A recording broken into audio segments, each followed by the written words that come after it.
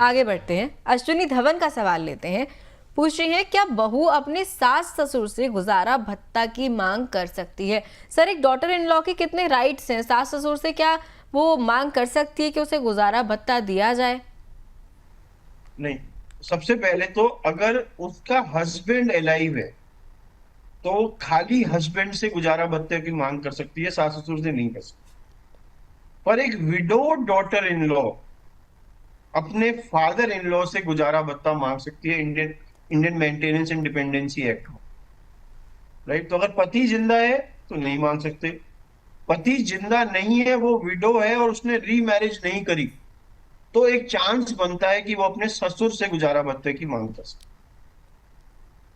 ठीक है सर, तो मतलब वो लायबल है ना कि मतलब उसे है ये हक कि वो मांगी जा सकती है अगर हस्बैंड नहीं है तो?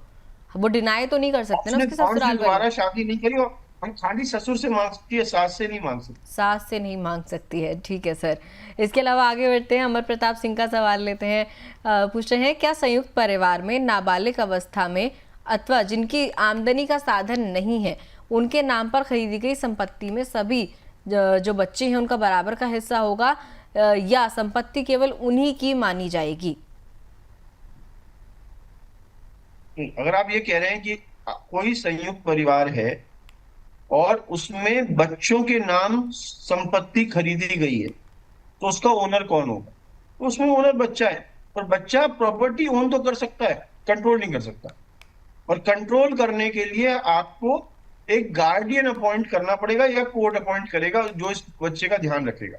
गार्डियन पेरेंट्स होते हैं, जब तक पेरेंट्स अलाइव होते हैं नेचुरल गार्डियन वही है, और पेरेंट्स के बाद कोर्ट अपॉइंटेड गार्डियन होते हैं, या पेरेंट्स भी अपने बच्चों के गार्डियन अपॉइंट कर सकते हैं अपने जीते जी, through a testamentary guardian provision, letter of guardianship, जिसकी हमने चर्चा पहले के कुछ शोज में करी। पहली बात तो ये। दूसरी बात, अगर आप ये कह रहे हैं कि अगर पिता की मृत्यु हो जाती है और बच्चे नाबालिग हैं, क्या उनको संपत्ति में हिस्सा मिलेगा या नहीं? तो पक्का मिलेगा। हिंदू सक्सेशन एक्ट में एक हिंदू पुरुष के लीगल हेयर्स कौन है? पहले उनकी मदर, माँ, उनकी पत्नी और उनके सारे बच्चे, इन सब में बराबर बांट दी जाएगी। In spite of a child being a minor और मेजर, उससे कोई फर्क नहीं पड़ता। मेल और फीमेल, माइनर, मेजर, शादीशुदा, अविवाहित, इससे कोई फर्क नहीं पड़ता। बच्चा है, जिंदा है, और आपने उसको एडॉप्शन में किसी को दिया हुआ नहीं है, हम्म। तो उसको आपकी संपत्ति मिल जाएगी।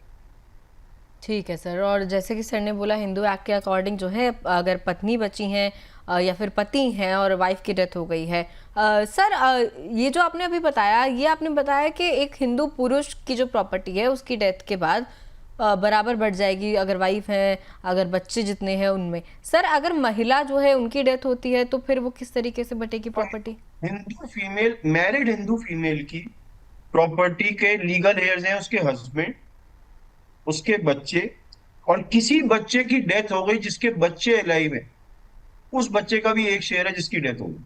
अच्छा। राइट, तो सपोज मेरे मेरे हस्बैंड जिंदा हैं, मेरे दो बच्चे हैं, और एक बच्चा ऐसा है जिसकी डेथ हुई, उसका बच्चा जिंदा। हम्म।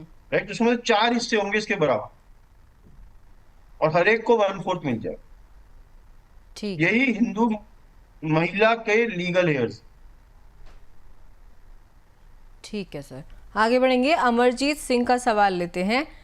सवाल है इनका, क्या पति और पत्नी दोनों की संपत्ति फैमिली ट्रस्ट में जो है ट्रांसफर की जा सकती है? बिल्कुल करी जा सकती है अमरजीत जी। आप विल या जीते जी दोनों अपनी संपत्ति ट्रस्ट में डाल दीजिए। हम एक ट्रस्ट बनाएंगे जिसमें आप दोनों सेटलर हैं, आप दोनों ही ट्रस्टी हैं, और आप दोनों ही बेनिफिशियरी जब तक आप अलाइव हैं, और आप जीते जी अपनी प्रॉपर्टी इस ट्रस्ट में डाल दीजिए। अब इसके फायदे क्या है? सबसे बड़ा फायदा क्या है कि आप दोनों में से कोई एक इनकैपेसिटेटेड हो जाता है, कोमा में चला जाता है, पैरालिटिक हो जाता है, मेंटली अनसाउंड हो जाता है, तो दूसरे व्यक्ति को बिना कहीं गए हुए एज ट्रस्टी इन एसेट्स को ऑपरेट करने की पावर मिल जाती है। आप दोनों में से किसी एक की मृत्यु होती है तो ऑटोमेटिकली जो सर्वाइविंग बेनिफिशियरी है उसको एसेट मिल जाते हैं, बिना कोर्ट के गए हुए, किसी इंस्टीट्यूशन पे जाए हुए। तीसरा फायदा क्या है? आप दोनों की मृत्यु अगर हो जाती है तो आप आज बता सकते हैं कि फ्यूचर बेनिफिशियरी कौन है और उनको किन टर्म्स एंड कंडीशंस पे ये संपत्ति मिलेगी, क्या वो ले सकते हैं, हर साल कितनी मिलेगी, किस किस एज पे क्या मिलेगा, ये आप आज डिसाइड कर सकते हैं। तो पहली बात ये बिल्कुल हो सकता है। दूसरी बात ये बिल्कुल करना भी चाहिए। करना भी चाहिए, क्योंकि आगे जाके जो है फैमिली डिस्प्यूट्स हो, इससे बेहतर है कि जब आप जीवित हैं तो एक ट्रस्ट बनाएं, आपकी मृत्यु के बाद आप क्या कुछ जो है सुनिश्चित करना चाहते हैं उसके लिए एक विल बनाएं, ये तमाम चीज़ें करके चले। सर, हमारी पूरी चर्चा हुई, बहुत सारी चीज़ें हमने जानी, व्यूअर्स के भी बहुत इंटरेस्टिंग सवाल आए, क्या कुछ उनके मन में चलता है। सर, एक मेरा अंतिम सवाल है पूरे शो के समअप के लिए। सर, एस्टेट प्लानिंग करते वक्त आम आदमी को क्या गोल्डन रूल्स हैं जो हमेशा ध्यान रखने चाहिए? मैं ये बात बहुत बार बता चुका हूँ और मैं दोबारा रिपीट करता हूँ कि सबसे पहले अपने लिस्ट ऑफ एसेट्स बनाओ। बहुत सारे लोगों को ये पता ही नहीं कि उनके पास क्या क्या है। वो कंप्लीट लिस्ट बनाना बहुत जरूरी है, जिसमें आगे आपका मोबाइल फोन नंबर और ईमेल आईडी भी आता है एक एसेट की तरह। हम्म। राइट, तो डिजिटल एसेट तक पहुंचिए।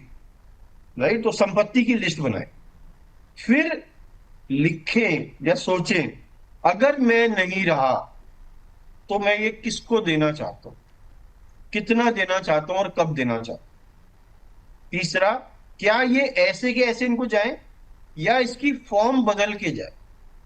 सपोज मेरे पे शेयर्स है, अब मुझे पता है मेरी पत्नी को शेयर मार्केट की नॉलेज नहीं है, वो नहीं संभाल पाएंगे, तो मैंने अपने विल में लिख दिया मेरी डेथ के बाद ये शेयर्स बेच देना 6 महीने के अंदर, ये सारे पैसे उनको दे देना एफडी बना। हम्म। तो कैसे जाए ये भी बहुत इंपॉर्टेंट। राइट।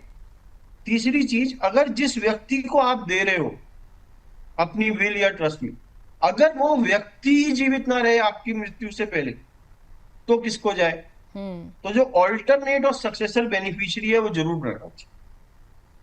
ठीक है चौथी और सर। सबसे इंपॉर्टेंट बात, आपको अपने परिवार में सहमति बनानी है हम्म। कि मेरी मृत्यु के बाद मेरी संपत्ति ऐसे बटेगी। इस पे एक एग्रीमेंट क्रिएट करना है जब आप जिंदा हो, क्योंकि आपकी संपत्ति उनके आपस के रिश्तों को खराब करने का कारण नहीं बननी चाहिए। और बिल्कुल। उसके लिए बहुत जरूरी है कि आप एग्रीमेंट क्रिएट करो, सहमति क्रिएट करो, हम्म। ओपन डिस्कशन करो अपनी फैमिली में कि this is how I want my wealth to be distributed after me. अगर किसी के कोई सजेशंस है, कभी भी नहीं बोल रहा ऑब्जेक्शंस है, हम्म। अगर आपके कोई सजेशंस हैं तो मुझे बताइए। हम्म। अब आपको बहुत सारी चीजें पता चलेंगी उनको वो क्या चाहते हैं। जो वो चाहते हैं उनमें से कुछ चीजें आप कर सकते हो, कुछ चीजें आप नहीं कर सकते। हम्म। जो आप आसानी से कर सकते हो मान जाओ, जो नहीं कर सकते उसको साफ मना कर दो, मैं इस समय ये नहीं कर पाता।